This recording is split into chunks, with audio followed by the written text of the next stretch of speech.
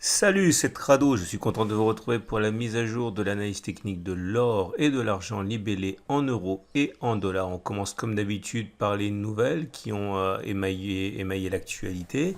Trois éléments sans doute intéressants à prendre en considération. Premier élément, les importations d'or chinoises depuis Hong Kong se sont envolées de 80% en novembre. Autrement dit, après une baisse liée notamment aux mesures de confinement, le marché de l'or repart très très vite. Ce n'est pas le cas en Inde où les soldes reprennent face aux ventes décevantes. C'est la deuxième nouvelle. Et la troisième nouvelle, c'est le rapport Noble Gold Investment qui considère qu'il y a encore beaucoup de place pour la hausse et la progression des cours de l'or en 2021. On passe à l'or libellé en euros. En données hebdomadaires, comme on peut le voir, les choses n'ont pas évolué de manière très claire depuis la vidéo du week-end. Nous sommes toujours dans une situation de rebond sur le support majeur des 1477-1492. La tendance de fond donnée par la M50 est neutre puisque nous sommes en dessous de la M50 qui monte. Par contre, la tendance générale demeure baissière sur les unités de moyen terme puisque nous sommes en dessous d'une M20 qui descend. Même constat lorsque l'on regarde les données en journalière, donc pour le court terme. On voit que le rebond est effectivement installé, même s'il tend à maintenant s'affaisser un petit peu. La tendance générale donnée par la M20 sur les unités journalières est par contre haussière, puisque nous sommes au-dessus de la M20 qui monte. Par contre, la tendance de fond est baissière, puisque nous sommes en dessous de la M50 qui descend. Il faut se préparer à une accélération haussière si on arrive à clôturer au-dessus de 1564. On passe à l'or, mais cette fois-ci libellé en dollars. Et le constat est le même, tout en sachant que le dollar souffre actuellement, donc ce qui est favorable à l'or. Et nous avons là aussi une tendance qui est sur le moyen terme plutôt préservée, puisque nous sommes au-dessus de la M50 qui monte. Par contre, la tendance générale est baissière, puisque nous sommes en dessous de la M20 qui descend. Dans les deux cas, pour l'or libellé en euros et pour l'or libellé en dollars, nous ne sommes pas sur des zones d'accumulation rationnelle. Les zones d'accumulation rationnelle, on les connaît, c'était la zone de support majeur. On a eu la chance de pouvoir venir les solliciter, ça a été très fugace.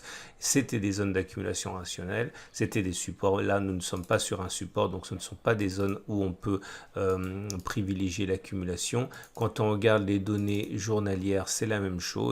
La tendance se remet dans le bon sens avec des cours au-dessus de la M20 qui monte. Autrement dit, la tendance générale est haussière.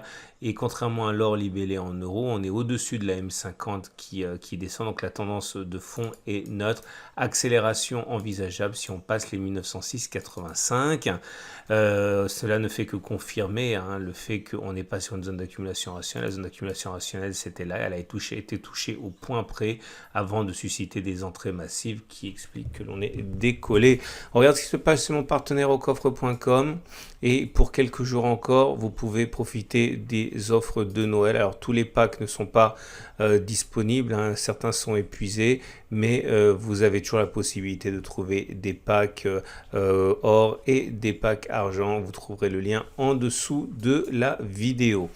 On termine avec l'argent libellé en euros pour débuter. Et là aussi, on a déjà vu et on a déjà remarqué à plusieurs reprises que la tendance était plus favorable que sur l'or. C'est normal parce que l'argent a une connotation industrielle plus forte que l'or et l'argent résiste mieux donc à la reprise économique post-Covid. Comme on peut le voir ici, la tendance de fond est haussière, on est au-dessus de la M50 qui monte et la tendance générale est neutre puisqu'on est au-dessus de la M20 mais celle-ci descend. On n'a pas eu l'opportunité de toucher le support majeur des 16, 8, 17, 9. On a touché un autre support, c'était il y a quelques semaines maintenant, c'était le support précaire des 18, 6, 18, 8. Depuis, on n'a pas faibli. Regardez ça s'appelle un croisement haussier fort. Le fait que la M20 croise la M50, c'est généralement, mais pas toujours, suivi d'une accélération haussière. En tout cas, la tendance de fond est haussière et la tendance générale est haussière également. On n'est pas sur une zone d'accumulation rationnelle, malheureusement, on ne l'est plus du moins. Et pour l'argent libellé en dollars, c'est comme pour l'or libellé en dollars, c'est mieux qu'en euros, puisque on l'a déjà dit, on a un affaissement du dollar actuellement qui fait que l'or et l'argent, lorsqu'ils sont libellés en dollars, montrent un profil plus favorable. Au-dessus de la M50 qui monte, au-dessus de la M20 qui descend, donc la tendance de fond est haussière, la tendance générale est neutre pour le moyen terme. Par contre, pour le court terme, on a une tendance qui est clairement affirmée à la hausse avec la M20 qui monte, la M50 qui monte, les cours qui sont au-dessus. Là aussi, on n'a pas eu l'opportunité d'aller chercher le support majeur des 20,3, le support précaire des 21,6 et 22 a été visité vraiment fugacement. C'était le 1er décembre et depuis on s'est envolé. Regardez la progression depuis les plus bas s'établit à 20%. Tendance haussière. Voilà ce qu'on pouvait dire pour l'or et pour l'argent. Je vous souhaite une excellente journée, une excellente semaine et je vous dis à très vite pour une autre analyse technique.